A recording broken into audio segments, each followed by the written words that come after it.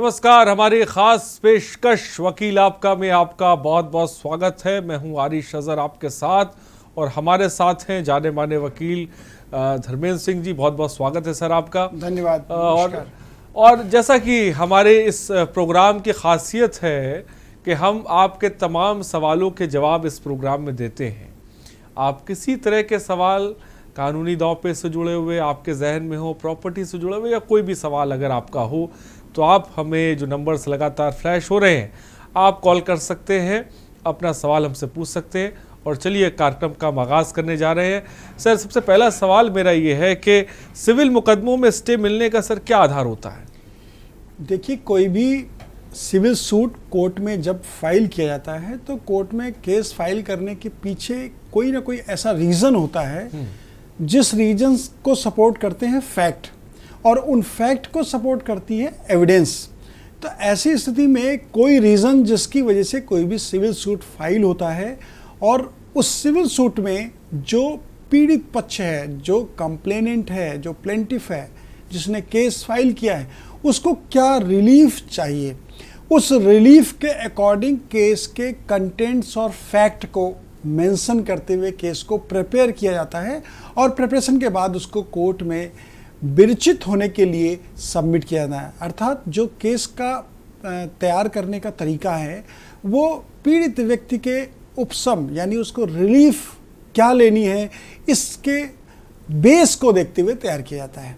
अब जो सीपीसी के प्रोविजंस हैं उसमें सेक्शन 151 में कोर्ट को इनहेरेंट पावर है, कोर्ट का स्वाविवेक है कि वो किसी भी प्रभावित पक्ष को दीवानी प्रक्रिया के जो प्रोविजंस हैं उन प्रोविजंस को फॉलो करते हुए रिलीफ दे सकते हैं। इसी प्रकार जो सीपीसी में प्रोविजंस 151 के अंतर्गत इंजंक्शन मिलने के हैं या इनहेरेंट पावर किसी अन्य तरह का रिलीफ भी मिलने के हैं, उसमें जो केस प्रिपेयर होता है एंट्रीम रिलीफ के भी प्रोविजंस है। ऑर्डर 39 रूल 1 एंड 2 में जो प्रोविजंस प्रोवाइडेड हैं उसके अकॉर्डिंग कोई भी व्यक्ति जो दीवानी का वाद दाखिल करता है तो दीवानी के वाद दाखिल करने में 4 बिंदुओं को बहुत महत्वपूर्ण तरीके से वर्णित करना होता है। पहला ये कि वाद का कारण उत्पन्न हुआ है या नहीं उत्पन्न हुआ है, यानी कॉज ऑफ एक्शन।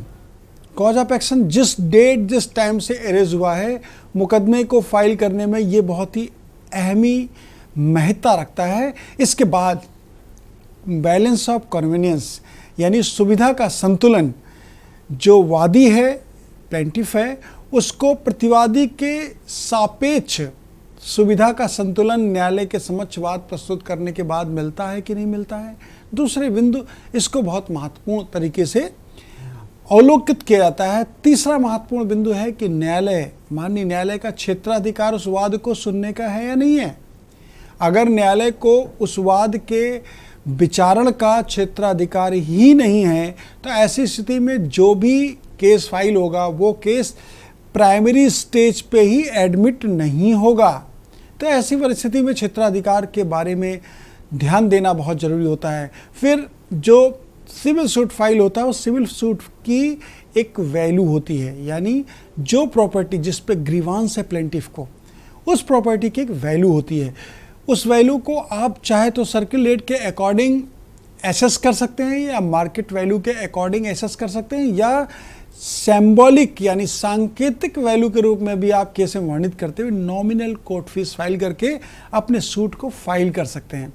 तो ऐसी स्थिति में जब सूट फाइल हो जाता है तो कोर्ट में प्लेंटिफ को लगता है कि मुझे केस के चलने के दरमियान टेम्परेरी इंजंक्शन मिलना चाहिए। यदि टेम्परेरी इंजंक्शन प्रॉपर्टी से रिलेटेड किसी के कब्जा ना करने के, किसी को बेदखल ना करने के, या इस तरह के किसी भी तरह का जो मामला जिसमें साक्ष्य उनको सपोर्ट दे रहे हैं, क्योंकि साक्ष्य तो साक्ष्य की स्टेज पे देखे जाएंगे, प्राइमरी स्टेज पे केस के जो कंटेंट्स हैं, जो डॉक्यूमेंट साथ में एनेक्स्ड हैं, वो सपोर्ट कर रहे हैं रिलीफ को कि नहीं कर रहे हैं। इस आधार पे कोर्ट 39(1)(2) के अंतर्गत रिलीफ टेम्परेरी दे सकती है जब तक ट्रायल चलेगा केस का। जब तक केस में कोई फाइनल डिक्री ना हो तब तक के लिए टेम्परेरी इंजंक्शन भी कोर्ट दे सकती है। और नंबर्स भी लगातार फ्लैश हो रहे हैं, आप कॉल कर सकते हैं वकील आपका में। और अपना सवाल भी पूछ सकते हैं। इस बीच वकील साहब, मेरा सवाल है कि अंतरिम एवं परमानेंट स्टे ऑर्डर में सर क्या अंतर होता है?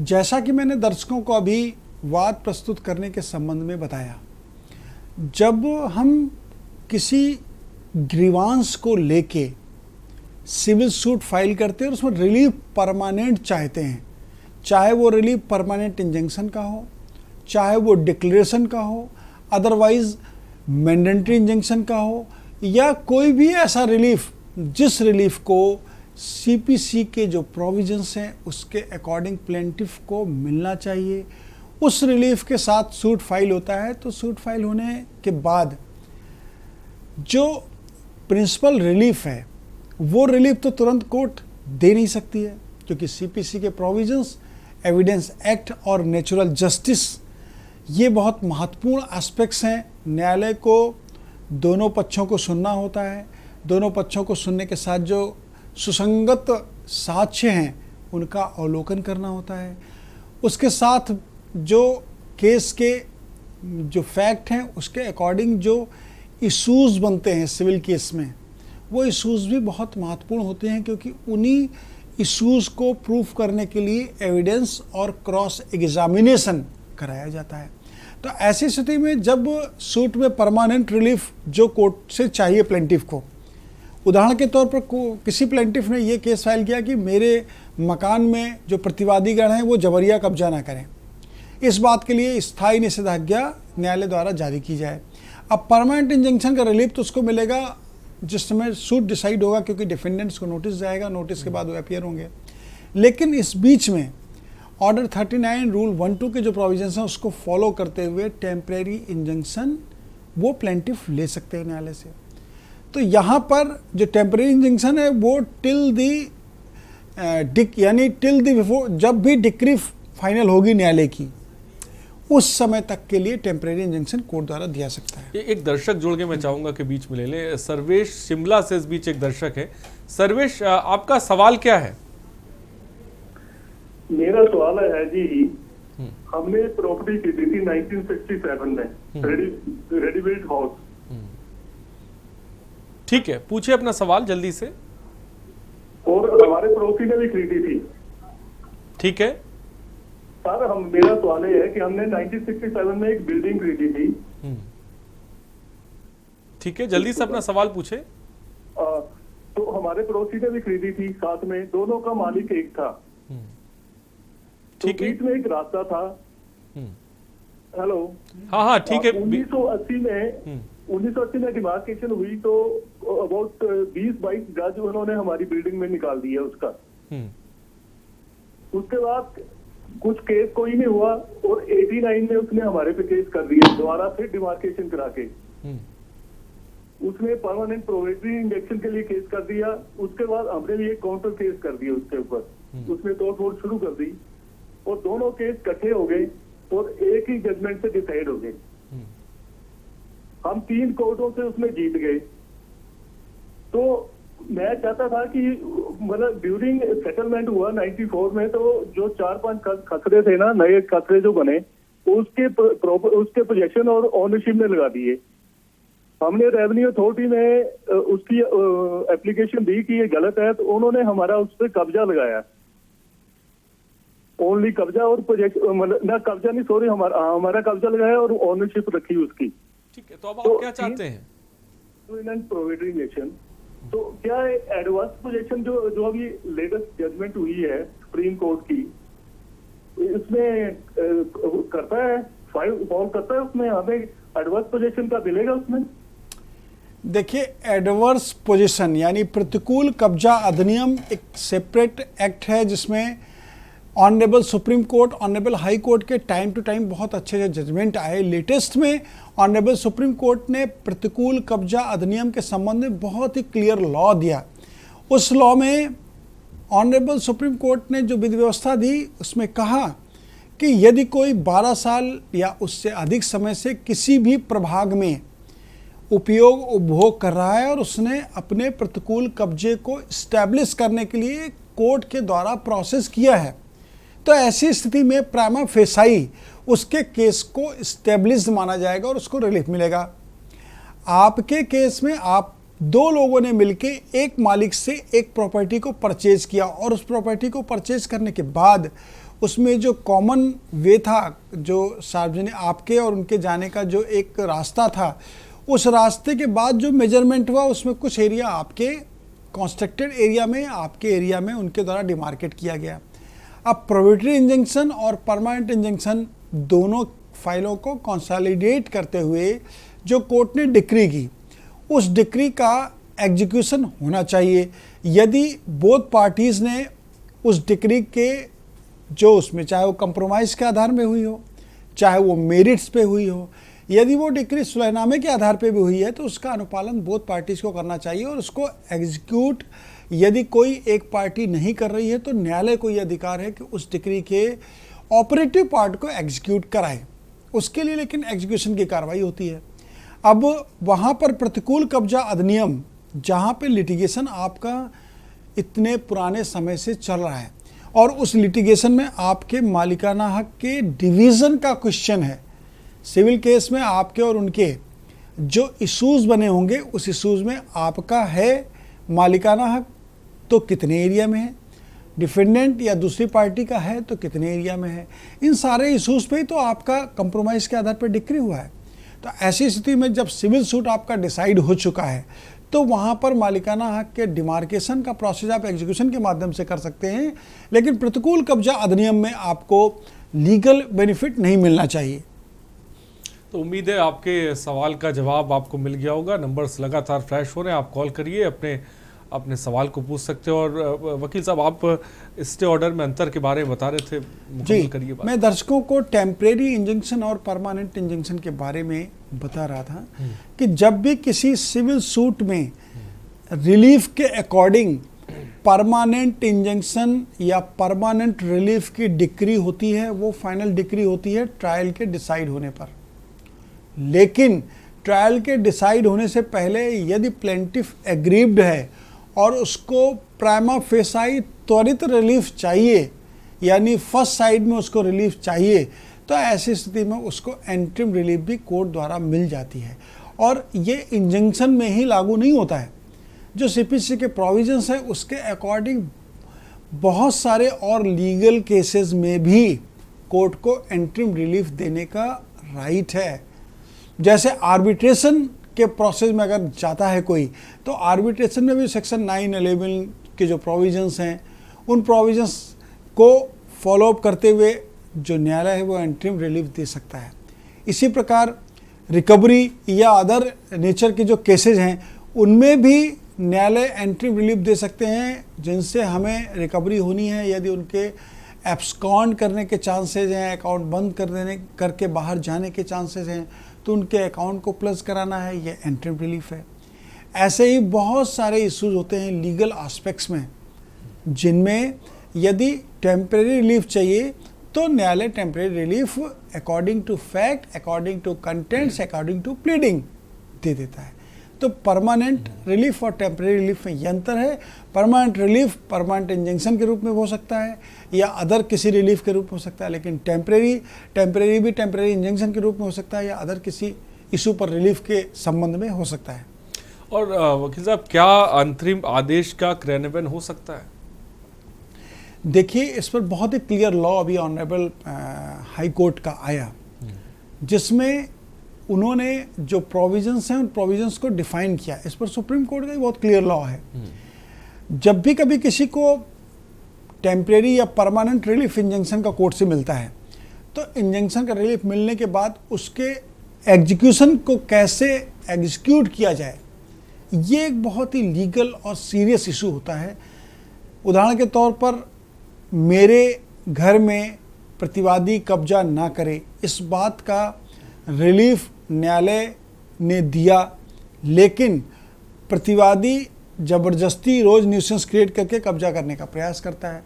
तो अब वहाँ पर जो परमानेंट इंजंक्शन का रिलीफ कोर्ट से मिला, यानी डिक्री जो हमारे फेवर में हुई, उसका एग्जीक्यूशन कैसे हो, उसका इम्प्लीमेंटेशन कैसे हो, ये एक बहुत ही जेन्युइन और लीगल क्वेश्चन है।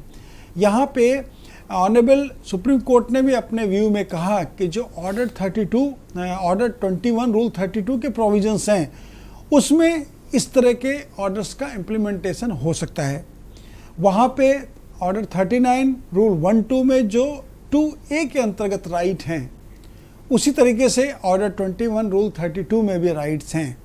तो ऐसी परिस्थिति में एग्जीक्यूशन का जो नेचर है, उसके जो उसमें अर्जेंसी है और जो रिलीफ प्लेंटिफ को मिलना चाहिए, इन सारे इश्यूज को दृष्टिगत रखते हुए न्यायालय अपने द्वारा पारित किसी भी आदेश या डिक्री की कंप्लायंस एग्जीक्यूशन करा सकता है।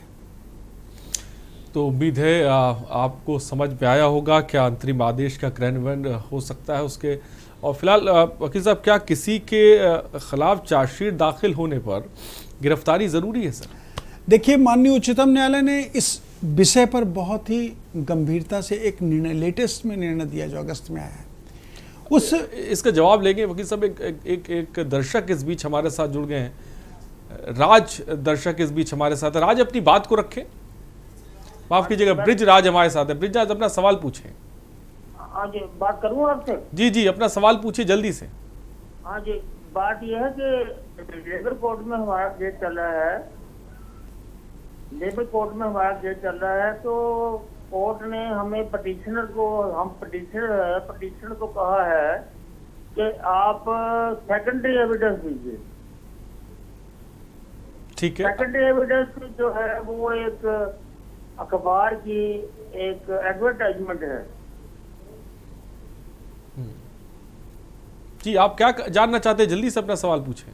हाँ, तो पटिशनर वो एक कागज की, वो एक एडवर्टाइजमेंट है,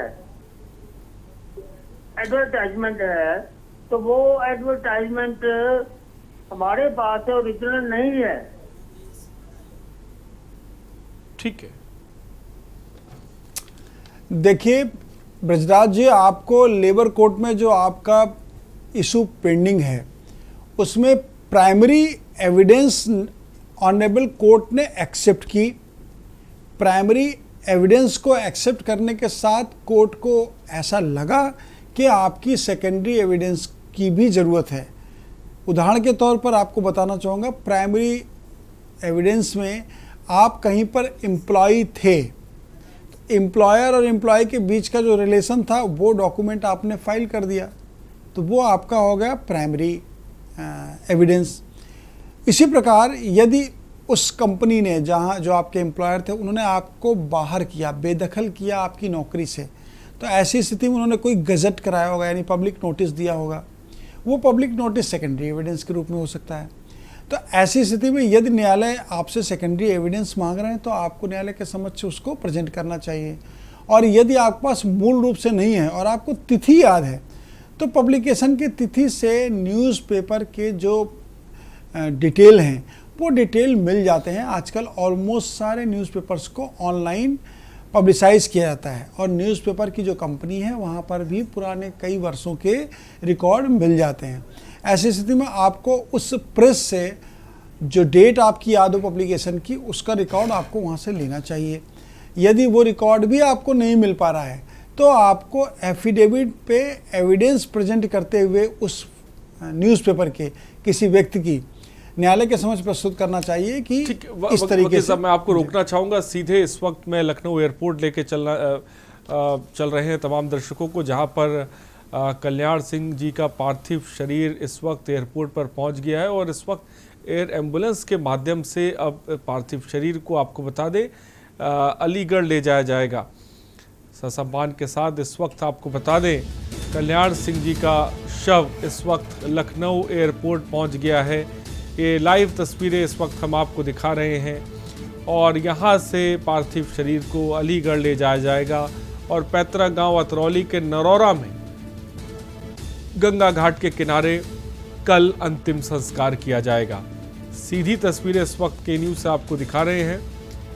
एयर एम्बुलेंस में अब पार्थिव शरीर को रखा जाएगा और उस एयर एम्बुलेंस में मुख्यमंत्री योगी आदित्यनाथ भी मौजूद रहेंगे, स्वतंत्र देव सिंह भी मौजूद रहेंगे और अब से कुछ ही देर में ये एयर एम्बुलेंस अलीगढ़ के लिए रवाना हो जाएगी, जहां पर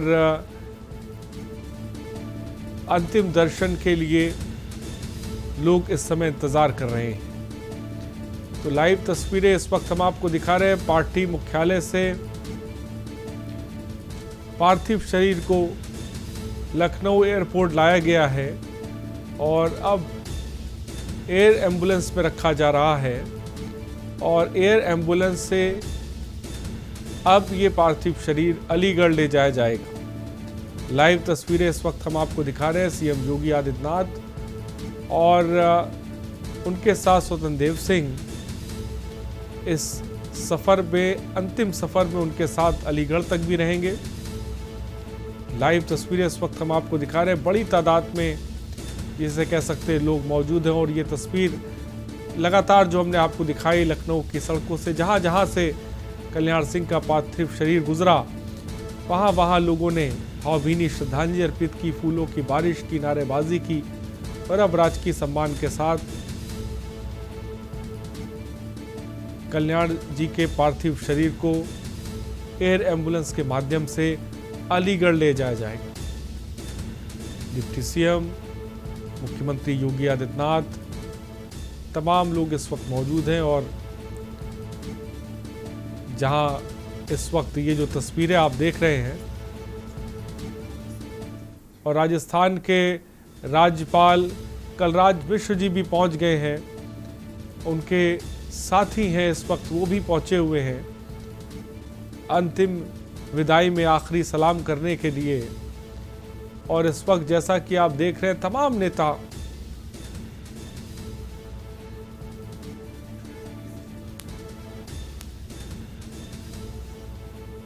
आपको बता दें राजस्थान के राज्यपाल भी कल्याण सिंह रहे हैं, जो लगातार मैं आपको बताता रहा हूं, कई जिम्मेदार पदों पर रहे, एक लंबा राजनीतिक जीवन उनका रहा है और एक युग का जिसे कह सकते हैं अंत हो गया। और उत्तराखंड के मुख्यमंत्री पुष्कर सिंह धामी भी पहुंच गए हैं उन्हें भावभीनी श्रद्धांजलि अर्पित करने के लिए। तमाम बड़े नेता इस वक्त आपको बता दें लखनऊ एयरपोर्ट पे हैं और अब यहाँ से कल्याण सिंह जी के पार्थिव शरीर को एयर एम्बुलेंस पे रखा जाएगा और एयर एम्बुलेंस से अलीगढ़ के लिए रवाना हो जाएंगे।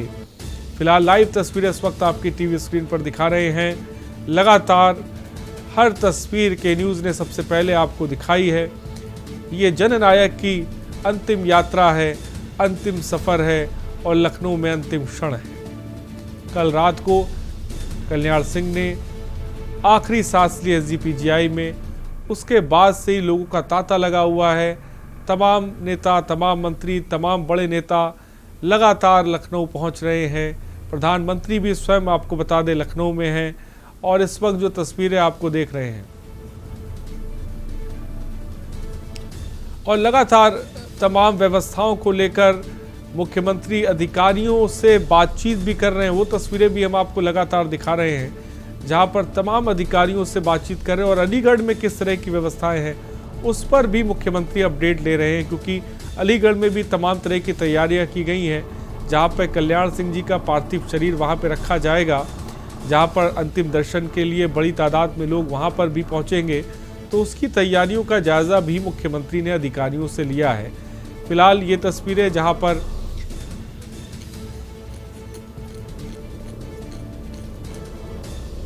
और एसीएस होम और तमाम अधिकारियों से मुख्यमंत्री लगातार जिसे कह सकते हैं वो चर्चा कर रहे हैं। अलीगढ़ में किस तरह की तैयारियां हैं उसके बारे में भी जानकारी ले रहे हैं। और फिलहाल जैसा कि इस वक्त जो आप लाइव तस्वीरें देख रहे हैं, कलराज मिश्रा आप राजस्थान के राज्यपाल वो भी पहुंच गए हैं लखनऊ। और क्योंकि आप जैसा कि मैंने आपको बताया कल्याण सिंह राजस्थान के पूर्व राज्यपाल भी रहे हैं, तो राजकीय सम्मान के साथ अब उन्हें विदाई दी जा रही है। तस्वीरें इस वक्त लखनऊ से हम आपको लाइव दिखा रहे हैं।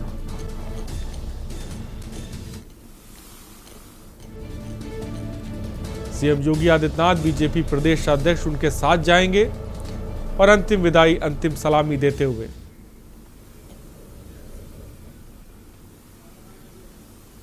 तो गार्ड ऑफ ऑनर इस वक्त दिया जा रहा है कल्याण सिंह जी को। ये लाइव तस्वीरें इस वक्त टीवी स्क्रीन पर हम आपको दिखा रहे हैं। ये जननायक की आखिरी विदाई है, आखिरी सलाम है लखनऊ में, जो इस वक्त गार्ड ऑफ ऑनर दिया जा रहा है। लाइव तस्वीरें इस वक्त हम आपको दिखा रहे हैं। पार्थिव शरीर रखा हुआ है, तमाम नेता एक कतार में खड़े हुए हैं, आखिरी सलाम, आखिरी विदाई कल्याण सिंह को दे रहे हैं। और आप देखिए शस्त्र को झुका लिया गया है। लाइव तस्वीरें इस वक्त हम आपको दिखा रहे हैं। कल्याण सिंह जी को गार्ड ऑफ ऑनर इस वक्त दिया जा रहा है। तिरंगे में निपटे हुए कल्याण सिंह जी का पार्थिव शरीर और तमाम लोग इस वक्त उन्हें आखिरी विदाई देते हुए। पैतृक गांव अतरौली के नरोरा घाट में उनका अंतिम संस्कार किया जाएगा। आप देख सकते हैं तमाम डिप्टी सीएम, मुख्यमंत्री योगी आदित्यनाथ, तमाम राजस्थान के राज्यपाल, तमाम लोग इस वक्त, तमाम मंत्री इस वक्त मौजूद हैं। ये तस्वीरें आप देख रहे हैं। और लगातार बीजेपी के वरिष्ठ नेताओं का आने का जो सिलसिला है वो लगातार कल से जारी है। जब से उनके पार्थिव शरीर को उनके आवास पर रखा गया, उसके बाद उस पार्थिव शरीर को विधानसभा ले जाया गया, उसके बाद पार्टी मुख्यालय लाया गया और पार्टी मुख्यालय के बाद अब गार्ड ऑफ ऑनर दिया जा रहा है, आखिरी सलामी दी जा रही है। और यहाँ से अब पार्थिव शरीर एयर एम्बुलेंस के माध्यम से अलीगढ़ ले जाएंगे। तो राजधानी में जननायक को आखिरी सलाम गार्ड ऑफ ऑनर देते हुए तस्वीरें इस वक्त लाइव आपको दिखा रहे हैं। ये दुखद पल है, दुखद क्षण है, एक अपूर्ण क्षति है जिसकी भरपाई नहीं की जा सकती है। जैसा कि हम लगातार कह रहे हैं, ये जननायक की अंतिम यात्रा है, अंतिम सफ़र है, अंतिम मुकाम है। राजस्थान के राज्यपाल कलराज मिश्र भी मौजूद हैं और शोक ध्वनि के साथ इस वक्त आखिरी सलामी कल्याण सिंह को दी जा रही है। लाइव तस्वीरें इस वक्त हम आपको दिखा रहे हैं। एक युग का कह सकते हैं कि अंत हो गया है कल्याण सिंह का इस दुनिया से जाने के बाद, और यह अपूर्ण क्षति जिसकी भरपाई करना शायद बहुत मुश्किल है। ऐसे लोग जो विरले पैदा होते हैं, जिनसे बड़ी तादाद में लोग मोहब्बत, बड़ी तादाद में लोग प्यार करते हैं, जो जिनके जीवन से सीख मिलती है और जो बहुत कुछ दे के जाते हैं, ऐसे लोग विरले ही होते हैं। लाइव तस्वीरें इस वक्त हम आपको दिखा रहे हैं। जननायक की अंतिम यात्रा पर इस वक्त हैं वो, और गार्ड ऑफ ऑनर और शोक ध्वनि के साथ वो इस वक्त दिया जा रहा है। और पैतृक गांव अतरौली के नरोरा घाट पर आपको बता दें कल उनका अंतिम संस्कार किया जाएगा। फिलहाल इस वक्त लाइव तस्वीरें और एयर एम्बुलेंस के माध्यम से अब यहाँ से अलीगढ़ के लिए उनका पार्थिव शरीर ले जाया जाएगा।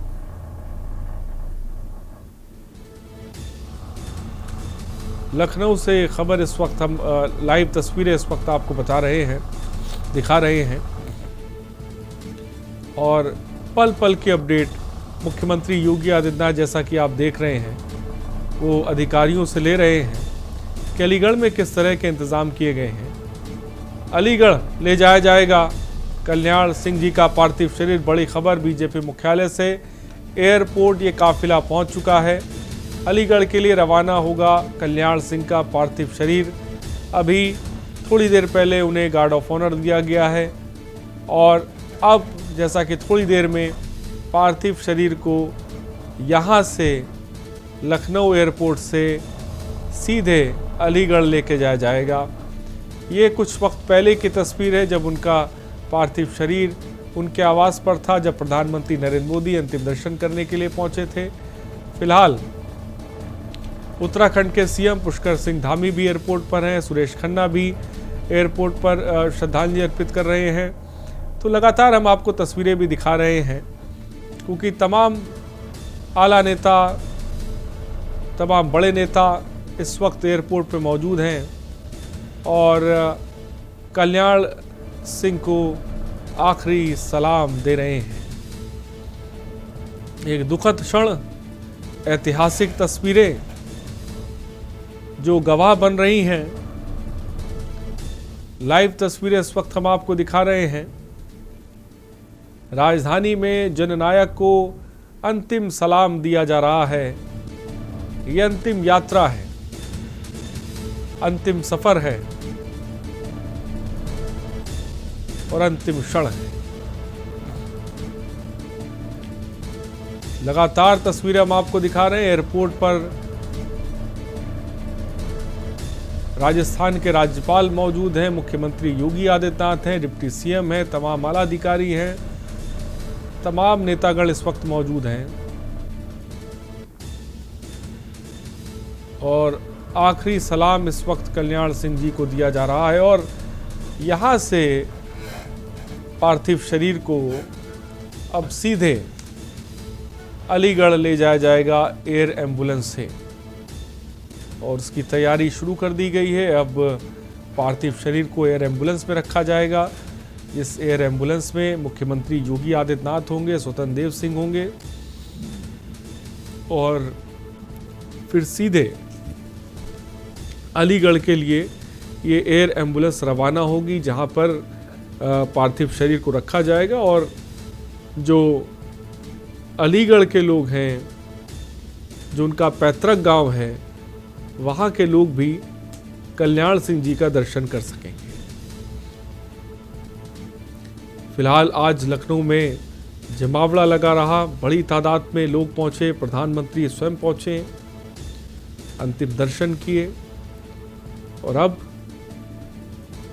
कल्याण सिंह के पार्थिव शरीर को एयर एम्बुलेंस में रखा जा रहा है। थोड़ी देर पहले उन्हें गार्ड ऑफ ऑनर दिया गया है। कल्याण सिंह का अंतिम सफर, उनकी अंतिम यात्रा और ये ऐतिहासिक पल जिसका हम और आप गवाह बन रहे हैं, क्योंकि लंबा राजनीतिक जीवन और कई अहम पदों की जिम्मेदारी, उत्तर प्रदेश के पूर्व मुख्यमंत्री रहे, राजस्थान के राज्यपाल भी रहे और लंबी बीमारी के चलते कल रात में SGPGI में उन्होंने अंतिम सांस ली 89 साल की उम्र में। और तब से लगातार तमाम नेताओं का जमावड़ा लखनऊ में लगा हुआ है। लोग भावभीनी श्रद्धांजलि अर्पित कर रहे हैं और इस वक्त उनके पार्थिव शरीर को एयर एम्बुलेंस में रखा जा रहा है, जहां से एयर एम्बुलेंस के माध्यम से वो सीधे अलीगढ़ के लिए रवाना हो जाएंगे। लखनऊ से लाइव तस्वीरें इस वक्त हम आपको दिखा रहे हैं और उनके पैतृक गांव जो कि अतरौली है, जहां पे नरौरा घाट है, वहां पर उनका अंतिम संस्कार किया जाएगा और उनके गांव के लोगों को भी बेसब्री से इंतजार है कि वो भी अंतिम दर्शन कर सके जननायक का, जिस जननायक ने प्रदेश और देश को, जिसे कह सकते हैं कि अपने राजनीतिक अनुभव और आज की सम्मान के साथ आप देख सकते हैं तस्वीरें इस वक्त हम आपको दिखा रहे हैं। तिरंगे में उनके पार्थिव शरीर को लपेटा जा रहा है और उसके बाद एयरलिफ्ट में, माफ कीजिए, एयर एम्बुलेंस में ये पार्थिव शरीर को अब रखा जाएगा। जैसा कि आप साफ तौर पे देख सकते हैं, थोड़ी देर पहले गार्ड ऑफ ऑनर उन्हें दिया गया है, शोक ध्वनि बजाई गई लखनऊ एयरपोर्ट पर। और ये देखिए तस्वीरें,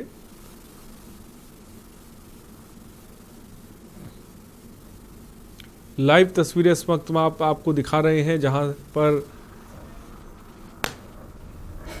राजधानी में जननायक को आखिरी सलाम किया जा रहा है, अंतिम विदाई दी जा रही है और अब उनका पार्थिव शरीर, जैसा कि आप तस्वीरों में देख रहे हैं, वो एयर एम्बुलेंस में रखा जाएगा और यहाँ से उनका पार्थिव शरीर अलीगढ़ जाएगा। उनके पैतृक गांव अतरौली के नरौरा घाट पर उनका कल अंतिम संस्कार होगा।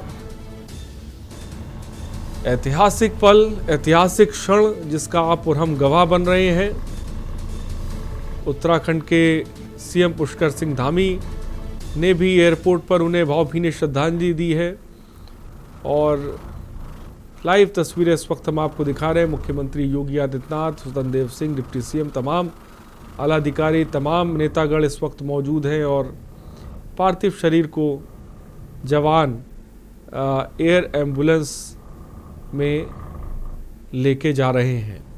ये एयर एम्बुलेंस है जिसको आप तस्वीरों में देख रहे हैं। इसी से पार्थिव शरीर को अलीगढ़ लेके जाया जाएगा, जिसकी तमाम तैयारी जो है वो कर ली है। और आप देखिए जवान जो हैं वो पार्थिव शरीर को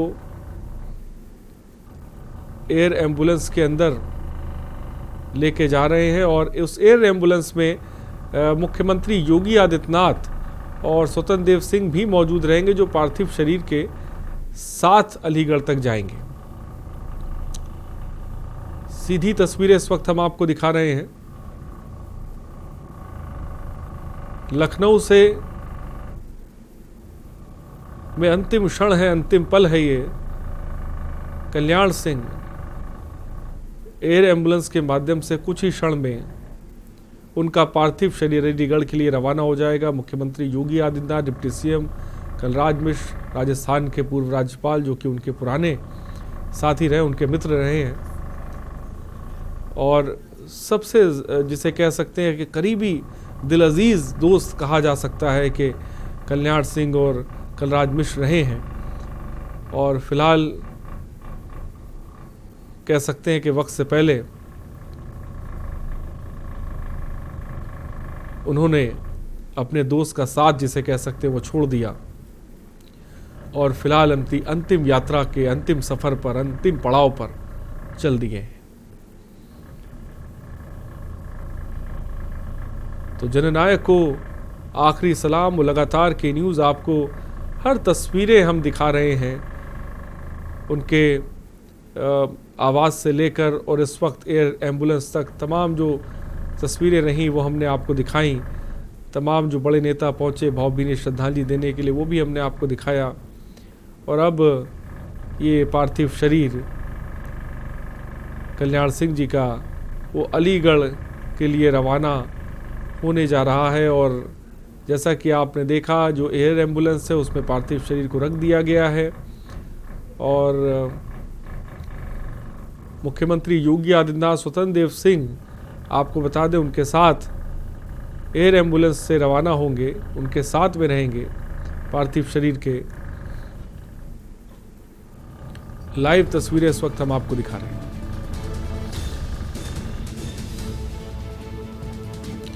और पैतृक गांव अतरौली के नरौरा घाट पर अंतिम संस्कार किया जाएगा।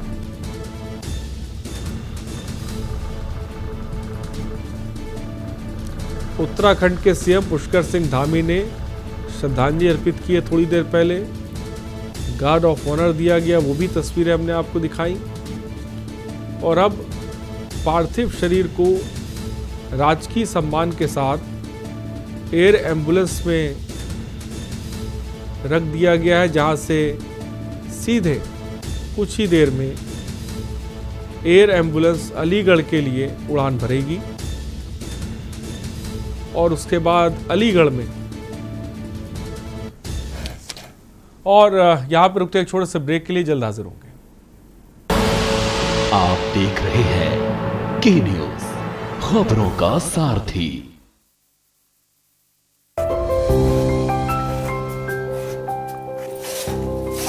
और गायत्री बहन कैसी हो?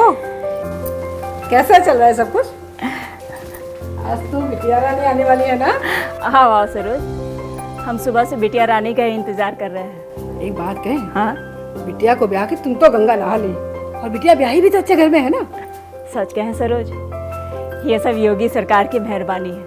पहले तो स्वयं सहायता समूह से बिटिया को रोजगार मिला, और फिर वो क्या कहते, हाँ, वो मुख्यमंत्री सामूहिक विवाह योजना से उसका ब्याह भी अच्छे से हो गया, और 51,000 रुपया भी मिला। हाँ हाँ, अब बिटिया की जिंदगी संवर रही है, और हमारी भी। सच बताएं? हाँ, हम तो अपनी पूरी जिंदगी में नहीं देखे कि कोई सरकार ऐसा भी करती है। युग युग जिए मोदी जी और योगी जी। लो आ गई अपनी बिटिया रानी।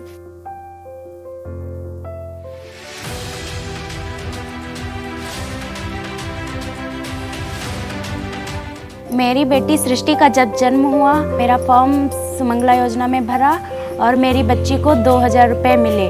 पहले चूल्हा रहा है तो बहुत परेशानी हो रहा है, जब से सिलेंडर मिल गया बहुत आराम है। विधवा पेंशन मिल रही है। मिशन शक्ति, सशक्त नारी सशक्त प्रदेश।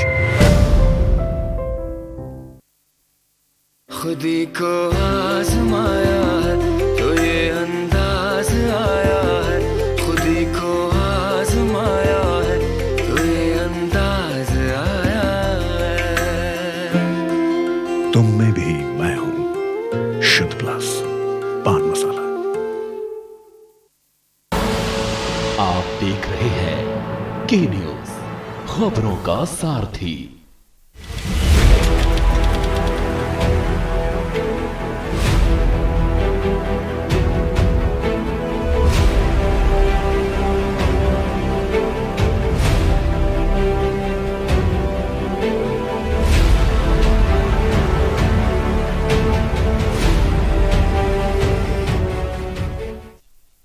ब्रेक के बाद आपका स्वागत है वकील आपका में। जो चलिए कार्यक्रम की तरफ आगे बढ़ते हैं। वकील साहब, मेरा सवाल है कि क्या किसी के खिलाफ चार्जशीट दाखिल होने पर गिरफ्तारी ज़रूरी है? देखिए, इस विषय पर ऑनरेबल सुप्रीम कोर्ट ने बहुत ही लेटेस्ट लॉ अभी दिया। उस प्रतिपादित सिद्धांत पे ऑनरेबल सुप्रीम कोर्ट ने ये कहा कि कोई भी व्यक्ति जिसको एफआईआर में नामित किया गया है और उसके बाद उसका जो जांच करते हैं, यानी जो इन्वेस्टिगेशन ऑफिसर हैं, उनके द्वारा इन्वेस्टिगेट करने के बाद आरोप पत्र चार्जशीट को न्यायालय में सबमिट कर दिया गया। केस जो था, उस केस में उस व्यक्ति ने कहा कि मुझे एंटीसिपेटरी बेल दे दी जाए। ऑनरेबल सुप्रीम कोर्ट ने इस इशू को डिसाइड करते हुए ये कहा कि प्राइमरी एविडेंस के साथ में यदि कोई आरोप पत्र न्यायालय के समक्ष प्रस्तुत हुआ है तो ऐसी स्थिति में जब तक कि बहुत कोई गंभीर मामला ना हो और जब तक यह आवश्यक ना हो कि एक्यूज को अरेस्ट किया जाए, तब तक एक्यूज को एंटीसिपेटरी बेल यानी जो एंट्रिम रिलीफ है उसको दिए जाने में कोई भी विधिक बाधा नहीं है। ऑनरेबल सुप्रीम कोर्ट ने बहुत ही क्लियर व्यू दिया और ये कहा कि जो व्यक्ति था उस व्यक्ति को फर्स्ट इंफॉर्मेशन रिपोर्ट में एक्यूज बनाया गया। जो एविडेंसेस हैं वो एविडेंस भी उसके खिलाफ इन्वेस्टिगेशन ऑफिसर ने कलेक्ट की और उसने अपना आरोप पत्र न्यायालय के समक्ष प्रस्तुत कर दिया। अब ऐसी स्थिति में न्यायालय उस आरोप पत्र पे संज्ञान लेने के बाद एक्यूज को समन करेंगी। तो जब एक्यूज को समन किया जाएगा उससे पहले एक्यूज की अरेस्टिंग यदि कोई हीनियस ऑफेंस नहीं है तो नहीं होनी चाहिए और कोर्ट ने उनको एंट्रिम रिलीफ दिया। तो ऐसी स्थिति में जब भी आरोप पत्र न्यायालय के समक्ष आए तो यह आवश्यक नहीं कि आरोप पत्र आ गया इसका मतलब अरेस्टिंग होना कंपलसरी है। वहाँ पर केस की नवैयत नेचर को देखने के बाद ही अरेस्टिंग की प्रोसीडिंग्स होनी चाहिए। यह ऑनरेबल सुप्रीम कोर्ट ने अपनी विधि व्यवस्था में दिया। और वकील साहब, अगर गलत धाराएं लग जाएं तो उसको हटवाने का क्या प्रावधान है? देखिए, कभी भी किसी घटना के संबंध में कहीं कोई एफआईआर दर्ज होती है तो उस एफआईआर को दर्ज होने पर जो घटना फर्स्ट इंफॉर्मेशन रिपोर्ट में यानी जो तहरीर दी गई उस तहरीर में जो लिखी होती है उसके अकॉर्डिंग सेक्शन इम्प्लीट किए जाते हैं। आईपीसी के सेक्शन जैसी घटना है उसके अकॉर्डिंग इम्प्लीट किए जाते हैं। अब जो जांच करता है उस जांचकर्ता का दायित्व है कि उस घटना के संबंध में स्पष्ट रूप से जांच करें और सही तथ्य और सही साक्ष्य को संकलित करें। और वहाँ पे यदि इन्वेस्टिगेशन ऑफिसर को ऐसा लगता है कि जो फर्स्ट इंफॉर्मेशन रिपोर्ट में एक्यूज के नाम लिखे गए हैं उन नामों में से कुछ लोग ऐसे हैं जिनका घटना से कोई भी लेना देना नहीं है और उनके जो अगेंस्ट में एविडेंस होना चाहिए वो भी नहीं है, तो ऐसी स्थिति में इन्वेस्टिगेशन ऑफिसर जब आरोप पत्र प्रस्तुत करते हैं न्यायालय के समक्ष यानी चार्जशीट प्रस्तुत करते हैं उससे पहले जो कंटेंट्स हैं डिफेंस के उनको वर्णित करते हुए जो एक्यूज नामित है उनका नाम हटा के शेष बचे हुए लोगों पर आरोप पत्र प्रस्तुत कर सकते हैं, चार्जशीट दाखिल कर सकते हैं। इसके बाद यदि इन्वेस्टिगेशन ऑफिसर ने इन्वेस्टिगेट भी किया और जो आरोप पत्र है उसमें उस व्यक्ति का नाम भी आया लेकिन एक्यूज को ये लगता है कि मेरे ऊपर जो कंटेंट्स मेरे खिलाफ एफआईआर में लिख के दिए गए उसके अकॉर्डिंग सेक्शन नहीं लगाए गए हैं। सपोज दैट अब वहाँ पर सामान्य तौर पर चोरी की घटना हुई, यानी जो आईपीसी के सेक्शन है 379 उसके अंतर्गत एफआईआर दर्ज होनी चाहिए, लेकिन वहाँ पे 394 यानी रॉबरी दिखा दी गई, वहाँ पर लूट के सेक्शन को इम्प्लीट कर दिया गया, या घटना लूट की हुई है चोरी की घटना के सेक्शंस को इम्प्लीट कर दिया गया। तो ऐसी परिस्थिति में जिस समय चार्जशीट सबमिट होती है और उसके बाद एक्यूज पे चार्ज फ्रेम होता है न्यायालय के समक्ष, तो न्यायालय के समक्ष डिस्चार्ज की एप्लीकेशन देने का लीगल राइट है एक्यूज को कि वो डिस्चार्ज की एप्लीकेशन दें, और डिस्चार्ज की एप्लीकेशन दे के ऑनरेबल कोर्ट को इस बात के लिए अपने एविडेंसेस के माध्यम से सेटिस्फाइड करें कि मेरे ऊपर जो सेक्शन, जिस सेक्शन पे मेरे ऊपर एलिगेशन लगा है या जिन सेक्शन पे मेरे ऊपर आरोप तय होने जा रहा है वो सेक्शन मेरे ऊपर बनते हैं या नहीं बनते हैं।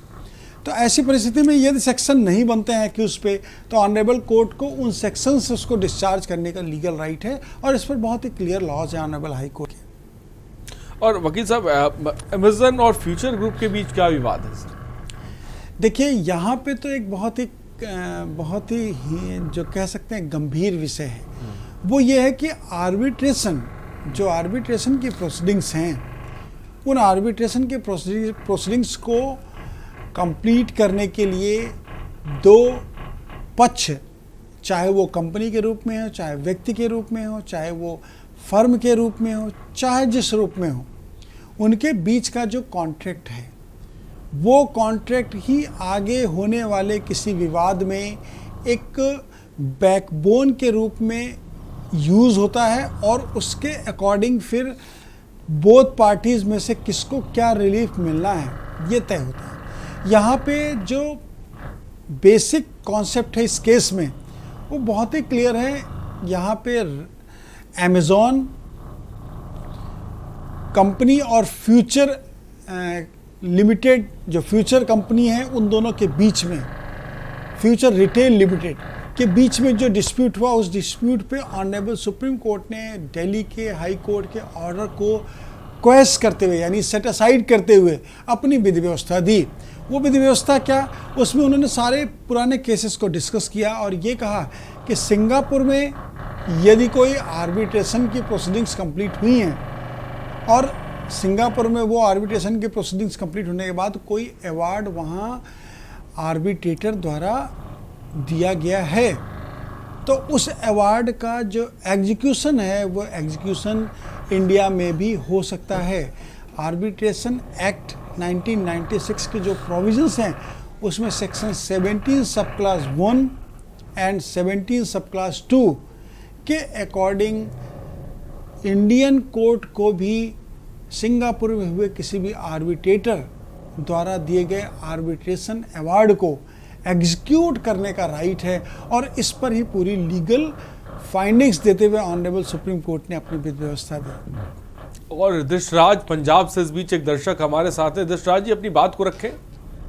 हाँ जी, मैं कह रहा था कि लेबर कोर्ट ने हमसे सेकेंडरी एविडेंस मांगा है।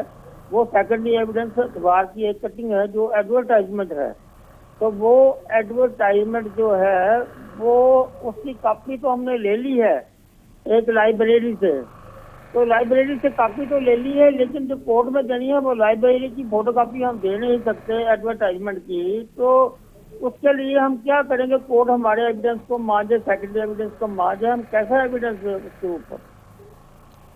देखिए, ऑनरेबल कोर्ट के समक्ष कोई भी evidence according to evidence act किसी के द्वारा प्रेजेंट की जाती है या आपके द्वारा प्रेजेंट की जाती है तो वो ओरिजिनल डॉक्यूमेंट के द्वारा ही प्रेजेंट होगी, यानी ओरिजिनल डॉक्यूमेंट को ही court as a evidence consider करती है। अब आपके साथ प्रॉब्लम ये है कि यदि आपके पास उसकी कॉपी है और उस कॉपी को आप न्यायालय के समक्ष दे नहीं सकते हैं, तो ऐसी स्थिति में कॉपी के साथ में एक एफिडेविट आप अपने तरफ से प्रेजेंट कर सकते हैं कि जो सेकेंडरी एविडेंस ऑनरेबल कोर्ट ने मांगी थी उस संबंध में मुझे फला लाइब्रेरी से ये डॉक्यूमेंट की प्रति मिली है, जिसको मूल डॉक्यूमेंट्स के रूप में अवलोकित किया जाए और इसमें यदि कोई लीगल कॉन्सिक्वेंसेस अरेज होते हैं तो उसके लिए रिस्पॉन्सिबल हम होंगे। ऐसा यदि एक एफिडेविट बना के आप न्यायालय के समक्ष देते हैं तो निश्चित रूप से न्यायालय आपके उस सेकेंडरी एविडेंस की कॉपी को भी स्वविवेकानुसार एक्सेप्ट कर सकते हैं। तो उम्मीद है आपके सवाल का जवाब आप तक पहुंच गया होगा। फिलहाल वक्त की थोड़ी सी कमी है, वकील साहब बहुत बहुत शुक्रिया, धन्यवाद आपका, नमस्कार। तमाम सवालों के जवाब देने के लिए तो हम फिर हाजिर होंगे अगले रविवार को 3 बजे आपके सवालों के जवाब देने के लिए। फिलहाल दीजिए इजाज़त, नमस्कार।